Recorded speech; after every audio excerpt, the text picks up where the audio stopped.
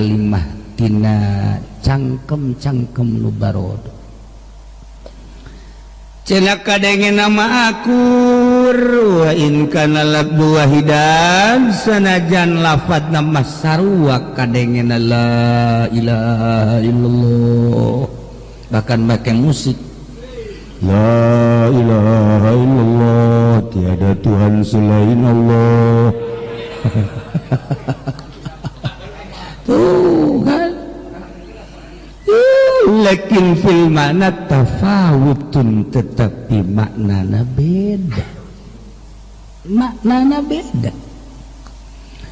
wari la ilaha illallah nu kaluar ti kifudali jeung nu kaluar ti haji pendi beda la ilaha illallah kaluar ti haji pudali mah berkatna cau gede tapi ti la ilaha illallah ti haji pendi mah cau emas leutik bahkan caroplok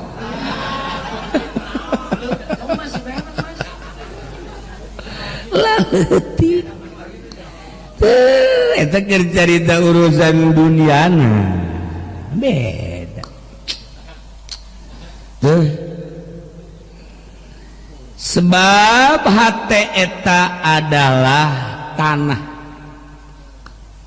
nu kadatangan ku bibit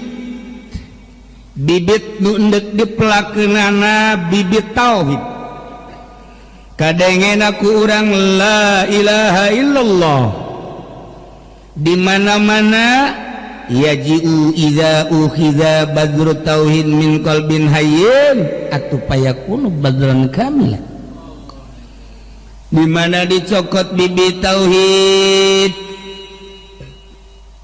ikal bin hayyin hate anu hirup eta teh bakal jadi bibit anu sampurna dipelakeun dina kalbu atuh jadi bakal akaran bakal bersemi bakal kembangan bakal buahan buahna wusul ilallah tapi lamun bibitna anu teu memenuhi persyaratan badru ghairil balik bibitna teu memenuhi persyaratan nek melak jagongna geus dikulub jagong manis geus dikulub dek dipelak lah iya ge laweru siraku deh tapi orang ngamalaken ya weruh orang ngamalaken odob aduh nah dek melak pare bibit anu nek dipelakeunana geus kagaringan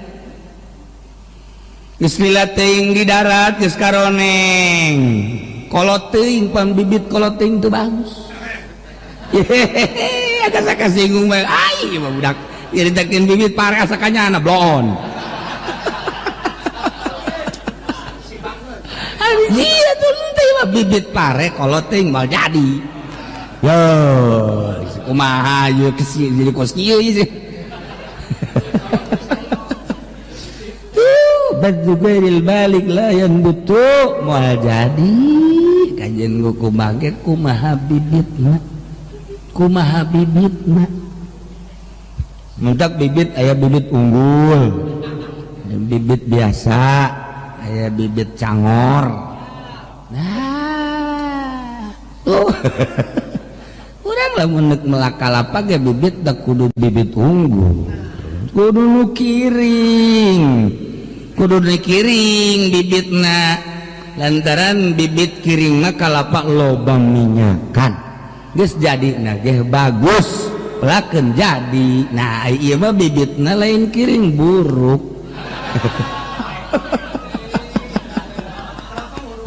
buruk lah komeng ge aya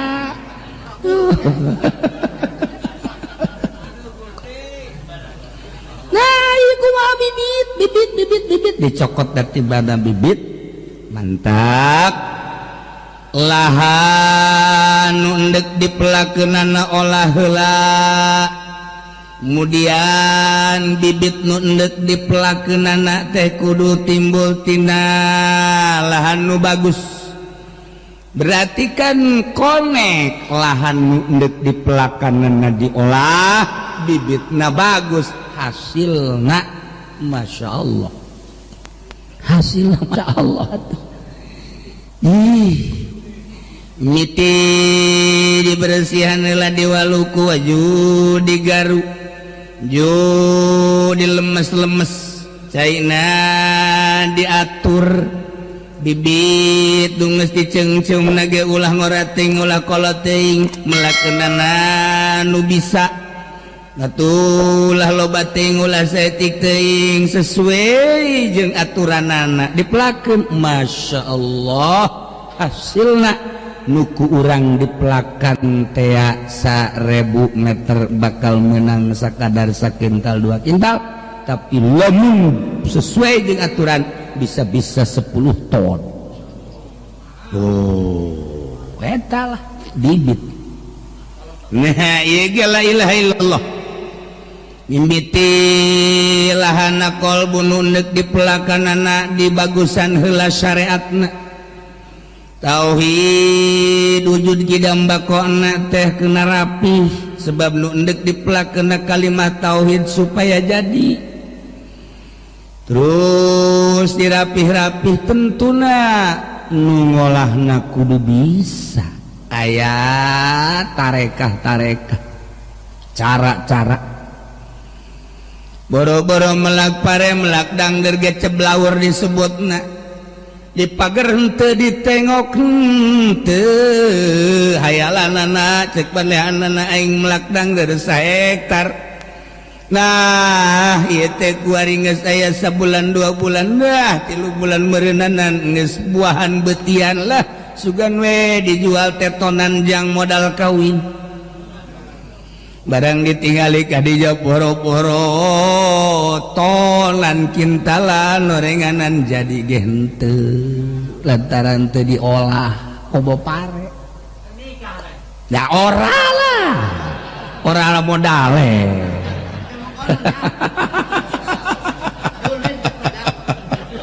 modale lake aduh itu kene bibitna bibit tauhidna teh kuduna kaluarna tina qalbin hayyin tina hate anu hirup dengan kata singkat kudu ti ahlina disebut mursyid syarat-syarat mursyidna geus dijelas-jelaskeun di unggal-unggal kitab tasawuf bahkan di kitab thariqah mah jelas hiji nu kasifatan mursyid teh jelema nu geus istiqomah 2 nunggus ngabogaan rasa nomor katiluna nunggus ulaya muatanna naon hiji be Allah manyai mah guru mursyid make jeung aya di partai sagala guru mursyid aya di organisasi guru mursyid teh malah mah dagang ka Tanah Abang malah mah guru mursyid teh dagang karung di oplos atuh eta mah lain guru mursyid guru juring kabehan ulah ya masyaallah nyana ngurusan diri nyana datang ka karasa usul ilallah kara mursyid mendek ulah ya embel-embel guru mursyid mah urang ngadenge kuari ijazah thariqah teh haju make emas mahar mencit embe segala rupa dirahasiakeun ku guru thariqah mah ijazahna ge ulah aya nu nyahoeun jempol suku acak rahasia ulah bebeja bahwa orang geus ijazah thariqah ieu mah lain teh sia geus ijazah geus 3 kali malah main malah mah aing geus suluk bebeja urusan ruhani teh kudu bebeja ka ciri lengkah-lengkah jeung kicitna ka ciri sebab jelema mah lamun dagang karung teu meunang manggih karung luak liat bae atuh ka ciri oh berarti pecinta karung eta lah iyalah jelema hayang kawin teu meunang aya nu manggih tiung-tiung koneng hejo aju bae lah 2 kali wajar katilu kurang ngajar sih ya.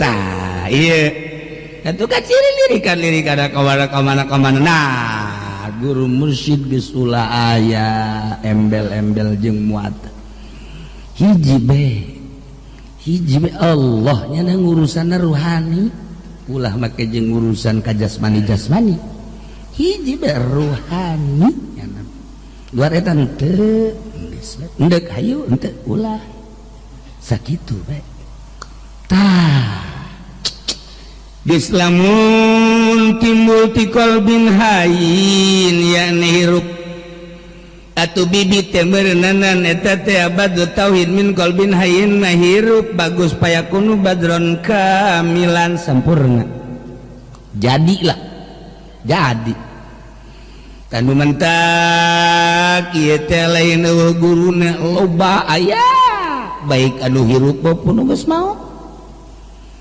guru mursyid aya teu kudu di teangan guru mursyid mah cenah aya di Gang Doli di Surabaya tah lain guru mursyid atau cenah di Bandung di Saritem masa sih guru mursyid di Gang Saritem ya atuh di tahun gara-garana keramat tunggak geus guru mursyid deh dah kuat lah ayah urang endek dagang karung pasti urang teh neangan kolbu urang sasi nu bisa nudukeun sasi nu bisa jam moal dagang karung kudu ngajual ka supermarket pasti ka tukang karung deui loyognya ka tukang karung jelema dagang teh dagang piring atuh pasti mah mual ka tukang bontengnya atuh pasti neangan deui anu neuk meuli piring ka dagangna dan lain sebagainya di dinya bae ruang lingkupna mulai hese-hese keur carita dagang teh kos kitu keur carita dagang gabah jam moal ngahiji ujung dagang emas moal pasti nyana neuleun sawah tani kitu bae terus loyog kitu keneh ngaji jelema dek ngaji alpiah atuh moal neangan ka Jamul Jawame pasti di mana sih mun muka alpiah tuh kan pasti diloyogkeun ka dinya kadinya urang dek ngaji falak pasti loyog ka ahli falak urang dek ngaji bilagah pasti loyog ka kiai bilagah urang dek ngaji fikih pasti loyog ka ahli fikih itu bae terus mentak kurang ngahiji teh aya henteu irama mamual ngeunaheun atuh sanajan jaipongan ge takur jeung kendangna mah teu ngeunaheun gajeun kumaha ge teu kaja mah ye atuh kendang penca ge Haji Pendi mah kendang ka mana penca ka mana atuh batur geus eureun kendangnya masih kena penca takatuna tah iyalah kudu akur atuh kendang jeung pencana nah urang dek ka mana dilayogkeun ka dinya urang ngahiji samobil jeung jelema nu teu sauyunan moal bisa kiai anu sapopoe ngaji ku ari dihijikeun samobil jeung anu sok jualan taneuh nah juga kana calo mal akur iya mah ngobrolna ka Amil jurumia jana ngobrol ke meteran mal akur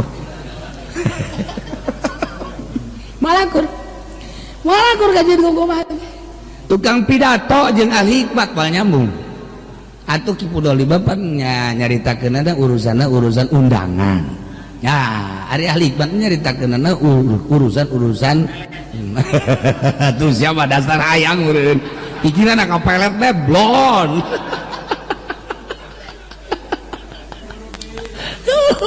eta moal akur aja dihukum aja moal akur nah tapi dunia teh diakurkeun ku Gusti Allah dibere betah di mana saluyu adapun gerakna urang teh di pamerintahan tapi urang deka Allah gerak urang di usaha tapi deka Allah gerak urang di pesantren tapi deka Allah gerak urang ditani tapi urang deka Allah haju babarengan sama-sama deka Allah bakal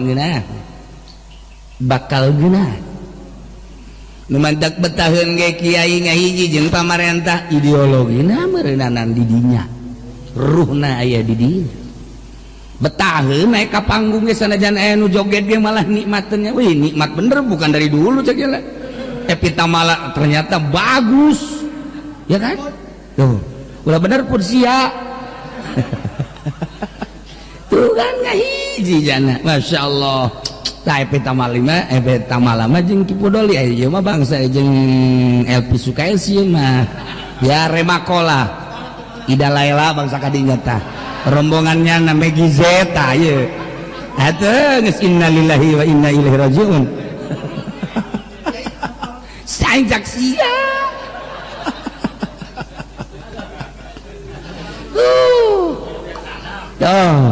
eta lah jadi satahun untuk konsol tahun kolot masuk ngilujung tahun mora nah ieu keur carita jadi akur lamun satu tujuan mantaknya na barer taheun di NU sanajan NU kabulang baling kitu ge aya di dinya rohna mantaknya na atuh ngantor ge akur di dinya jamun teu akur moal aya jelema geus jadi wakil manajer di bank kemudian ngaji ka dieu aju ngaji berpikirnya na je orenganan tempat riba mau tidak mau nyana kudu ambil alih ambil haluan 180 derajat nyana ngayakinkeun haram kaluar sanajan kolot na mitohana pemajikanna na cerik ulah keluar ulah teu bisa iriba nya hijilah jeung endeu ka Allah padahal gajina tuh wakil manajer atuh geus teu dicaritakeun dagang karung mah naonan nah hiji ieu urang nu mantak daek ngahiji sauyuna manuk dadali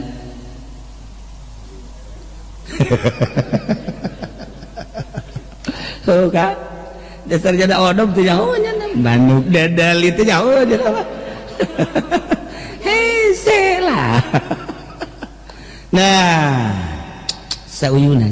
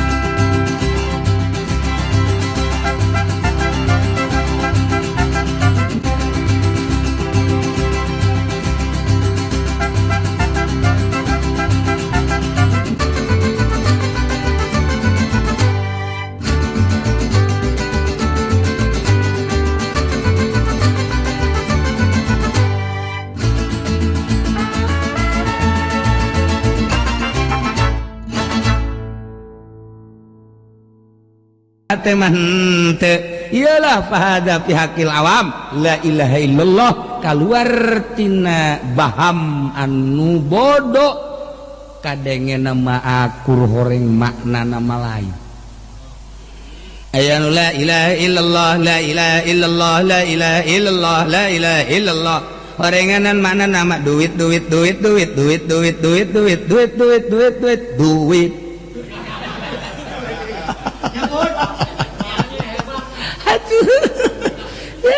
la ilaha illallah teh kadege ku urang mah duit kadege ku urang mah la ilaha illallah ku ahli nama horeng duit masyaallah la ilaha illallah teh yastakbirun bahasa biagil awam kadenge akur la ilaha illallah sakumaha dongeng tadi Kangjeng Nabi Isa alaihi salam nu kahiji la ilaha illallah sieun ka Allah bagus ahsanta asobda nomor kedua la ilaha illallah hayang ganjaran ahsanta asobda nomor katilu mah teu hayang teu sieun ka neraka teu hayang ka sorga ieu mah muhikunal muhaggigun ieu mah hebat nu katilu nu kaopat mah lain sieun ka neraka lain hayang ka sorga resep ganjaran lain mengabdi ka Gusti Allah tapi ternyata luarin eta cek Allah godobtu bendu aing neraka tah tinggal tipe-tipe la ilaha illallah nu ayeuna aya la ilaha illallah nu mana atuh aya la ilaha illallah la ilaha illallah tipu dua lima illallah Allah tinggal haji pendi bingung ya illallah illallah ada kumaha itu diasupkeun ka hate coba janda di kamar itu tante si la ilaha illallah di kamar sorangan janda ilah illallah illallah illallah wah cak pabajikana rantai ya salaki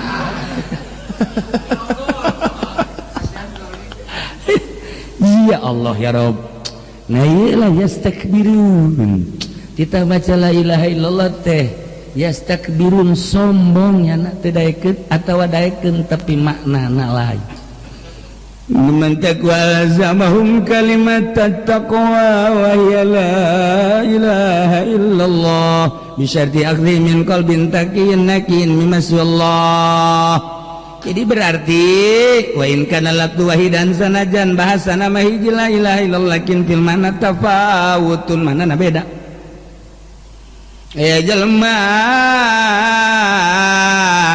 kasurupan bacakeun la ilaha illallah 1000 ku Haji Pendi maca illallah la ilaha illallah la ilaha inum ke malah pindah ke Haji Pendi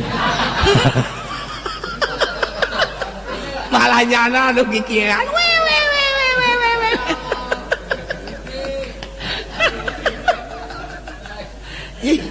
teu kudu loba hiji baca bismillahirrahmanirrahim ngasupkeun ka jantung la ilaha illallah teh pangeran wajib disembah angin Allah ti eueuh ka aya nang Allah ti aya nu ngurus Allah ke bakal ku Allah gerak-gerak ti Allah cicing-cicing ti Allah eueuh nu boga gerak kecuali gerak Allah eueuh nu boga cicing kecuali cicing Allah Gusti la ilaha illallah fah nom hiji la ilaha illallah inum ke jaga nyeri huntu bacakeun la ilaha illallah Haji Pendi 1000 la ilaha illallah la ilaha illallah la ilaha illallah ya sia nyeri huntu baca ungger kabeh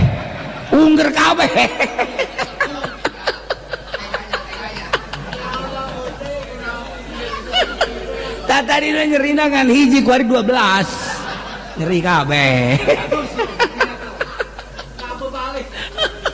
la ilaha illallah teh lain deui eta inget di masa barangkali dia omongkeun ge eta inget ka abah udah es aja minta cai samping menyon azan bere geus eta dadu di baju joget teh hajung bah eta tadi jam band iya bang non gitu kumaha eta nya gitu lain deui abah mah maksudna ka anak mah ngomong gitu tah maksudnya dibaca nanti la ilaha atuh pan la ilaha illallah nanti makan atuh la ilaha illallah sia jeung la ilaha illallah abah beda Itu maksudnya kupayanya anak teh oh kok gitu ternyata cagir pan. Oh coba baju pendi la ilaha illallah. La ilaha illallah ke dunia ye dibaca ku ahlina berkatna sa kontainer. Nah kuari la ilaha illallah 1000 dibaca ku haji pendi imah eueuh sapotong.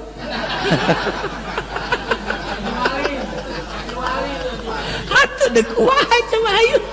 Ji la ilaha illallah kumaha kaluarna. Aduh masya Allah tuh kan iya lakin fil mana tafawut urang lamun urang naon gitu ngaranna hayang ngimpi ka panggih Kangjeng Nabi hayang ngimpi ka panggih jeung para aulia Allah kapan aya doa aya babacaanana hayang ka panggih jeung Kangjeng Nabi sholawat anu salawat berbagai sholawat ahli la ilaha illallah mah teu kudu bacakan la ilaha illallah ya Allah Gusti la ilaha illallah asupkeun ka jantung terdalam set dirindu ka Kangjeng Haji Pendi dibaca la ilaha illallah la ilaha illallah la ilaha yang ngimpi ka Kangjeng Nabi Gusti ngapanggih jeung Kangjeng Nabi pajade la ilaha illallah Gusti ngapanggih jeung Kangjeng Nabi rep hees anu kuari sok di jalan teh ngingang naon teh ngaran ondel-ondel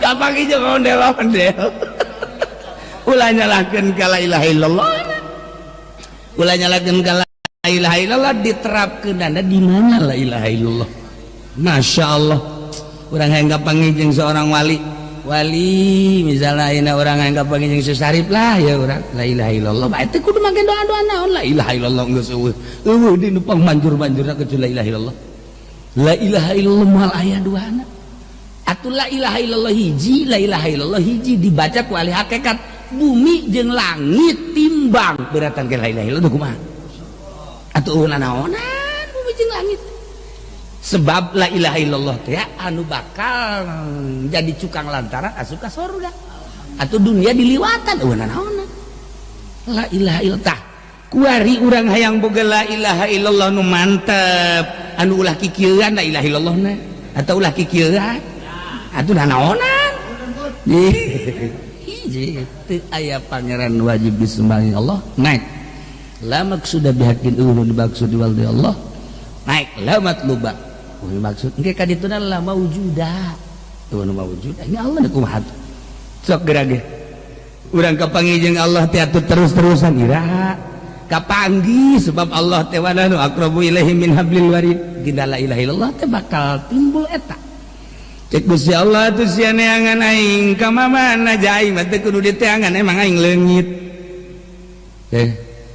ingat ka Gus Dur bae ngapain saya lagi sedang mencari Allah emang Allah hilang baham pangan tak Gus Dur gak jawab teu bisa ngomong tuh nu nanya ya oge emang Allah kapan hilangnya kenapa dicari-cari cek Gus Dur teu bisa ngomong jelema tuh kan sebab lah ngomong jebungkus aya Allahan mah tuh hese padahal mah bener leungit di hatinya na tapi Gus Dur emang Allah hilang kapan hilangnya nggak pernah hilang Allah mah la ilaha illallah wa nahnu aqrabu ilaihi min hablil warid aing teh leuwih deukeut tibatan urang genggero urat genggero deuk naon di teangan atuh jesiar kicep tenang aing ngicipkeun kos sia teh karasa jesiar ngadenge tenang aing ngadengekeun berarti aya aingan teh di dinya teh kos sia teh karasa ji sia napas teh tenang napaskeun aing berarti aya aingan di dinya kok sia teu karasa sia ngomong teh tenang aing berarti sia ngomong teh aya aingan kok sia teu karasa sia leumpang teh dilumpangkeun ku aing berarti kan sia teh tenang ngalumpangkeun aing berarti aya aingan di dinya teh kok sia teu karasa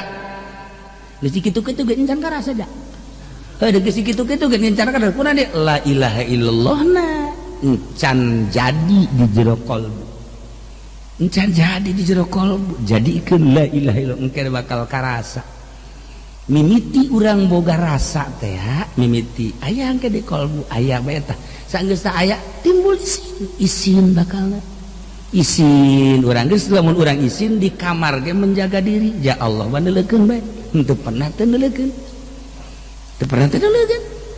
nu mantep ibahlul kaistimewaanana hiji nya mah begitu ditanyaan Allah di mana jelema kiai-kiai kabeh jawabanana macem-macem jawaban kiai-kiai teh macem-macem Allahumma ya di kolbu bagus. Tanya deh, coba kiai, Allah teh sebenarnya di mana karasana? Terasana teh ieu teh gerak-gerak nang Allah. Bagus. Kabeh ditanya Bahlul. Bahlul, karasa Allah aya di mana? Cak nyana Allah teh aya karasa ulah ukula kumaneh ge karasa. Ye, gimana jamane? Teu ulah mah mun nyaritakeun rasa mah moal bisa ngajawab maneh bae. Di mana? Eta maneh teh aku hari hirup keur di jero istana, nyana dipanggil ke istana.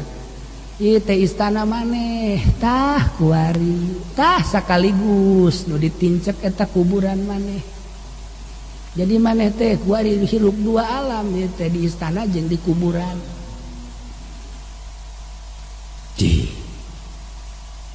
Cek nu sejen ku kitu jawabanana. Aing nanya ka maneh we, moal bisa cekeun nanya kula mah.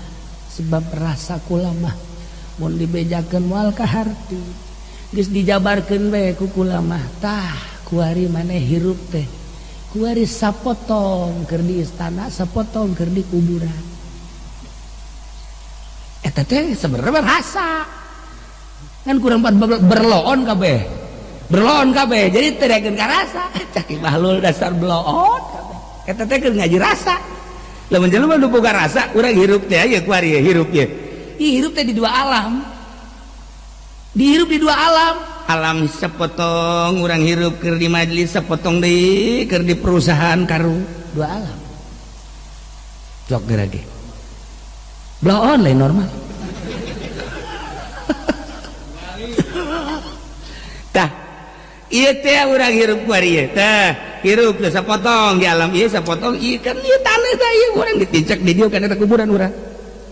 Eta teh kuburan urang. Nya emang teu ngomongkan ngomong. Pendi, engkau sudah tua. Gigi tinggal satu. Teh aku tuh tinggal dua tuh.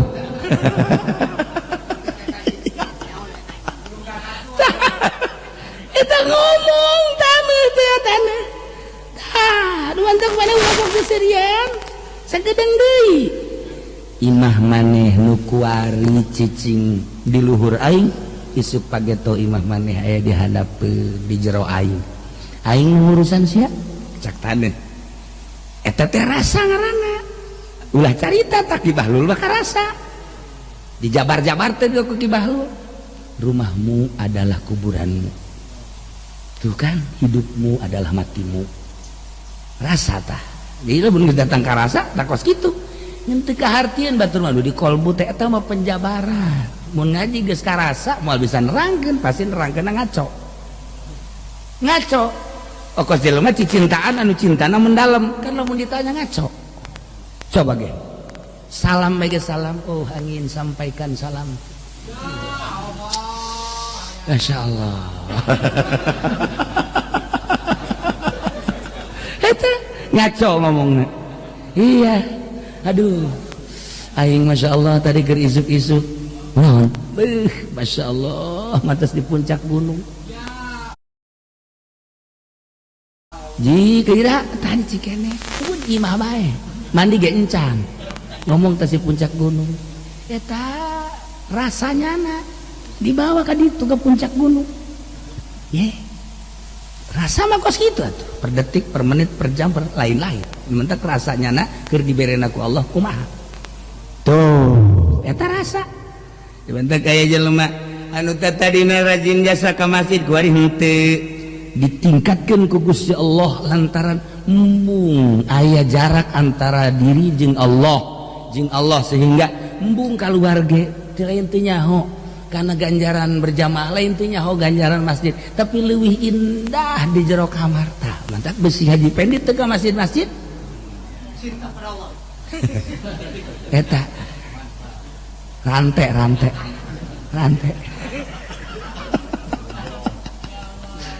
Mung robah kan jelema lamun dibere rasa baheula ku Gusti Allah mung robah. Cicing mun dikawa cicing. Nikmat. eta mah teu bisa dihayang-hayang, teu bisa diembung-embung. Kadang-kadang kan keur zikir mah henteu, zikir la ilaha illallah la ilaha illallah la ilaha teu dibere. Tapi setelah zikir nyana cicing kunaon drek dibere. Aya aturan deuk ka WC, tuh ingat biasa dibaca doa lamun na'udzubika minal khubuthi wal khaba'ith. Gusti bari tafakur kan ahli Allah mah deuk ka WC. Loba jelema nu maot di jero WC, loba jelema anu haju di WC na lila padahal tempat padahal sakadar sakitu kunaon di jero WC dibere ku Gusti Allah rasa teg di WC. Allah maha segala-galana atuh kapanggih jeung Gusti Allah. Kangjeng Nabi teh di aras di lauhil aras tuh, tapi Kangjeng Nabi Musa mah kapanggih teh di Gunung Tursina dibukakeun hijabna. Kangjeng Nabi Yunus mah atuh di laut. Kangjeng Nabi Ibrahim mah atuh kapan di naon kitu seuneu. Kangjeng Nabi Yusuf mah atuh di sumur. Maha kawasa Allah kumaha merena bae Allah. Kumaha bae Allah merena mantap. Kadang-kadang jelema teh ya dibere ayeuna sugih teh dedek kayak dibere susah. Korenganan barang dibere susah teh kapanggih jeung rasa deket ka Allah. Gusti mendingan dibere susah bae. Mending dibere susah. Cek Kangjeng Nabi Yusuf as-sijnu ahabbu ilayya. Ini kumaha coba? Ya Allah ya Rabb, as-sijnu ahabbu ilayya. Gusti penjara leuwih resep ka Gusti abdi tibatan lain penjara nikmat. Sebab di penjara selalu aya rasa ka Gusti Allah anu indah. Asijnu ahabbu ilaik. Mantak nu mantak haji pendi dibere susah bae ge karasa susah.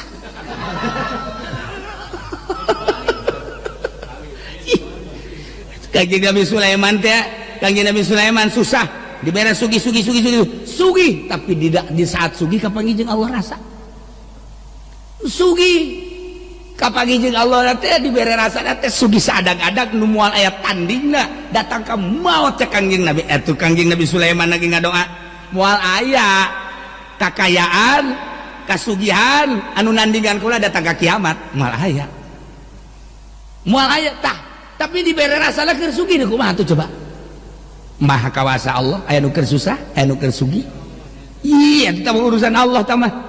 Aya anu pinter aya anu bodoh. Aya nu pinter tapi teu dibere rasa, nu bodoh dibere rasa di kumaha tuh? Iya bagus ya Allah bodoh. Bodoh teh lain lalagaan, bodoh teh bodoh tapi dibere rasa. Loba jelema nu dibere kos gitu. Tama urusan Allah, al insanu sirri wa ana sirru. Urusan aing teh mah Gusti Allah. Ih, nu aing gaji jamul jawame talarnya na hebat jasa teh dibere rasa, karasana teh ngan diondang ke pendopo bae. Kita dalilna pake ngadalil jang nyokotan proposal. Aya nu teu bisa maca Quran acan tapi manehanana sadar sasadar-sadarna ngarasa naonan diri teh dihareupeun Allah dibere rasa ku Gusti Allah. Loba eta mah rahasia Allah. Al insanu sirri wa ana sirru. Urusanana urusan aing jeung Allah, urusan manusia jeung Allah. Nah etalah bibitna la ilaha illallah dipelakeun ngan dipelakeunana tina bibit qalb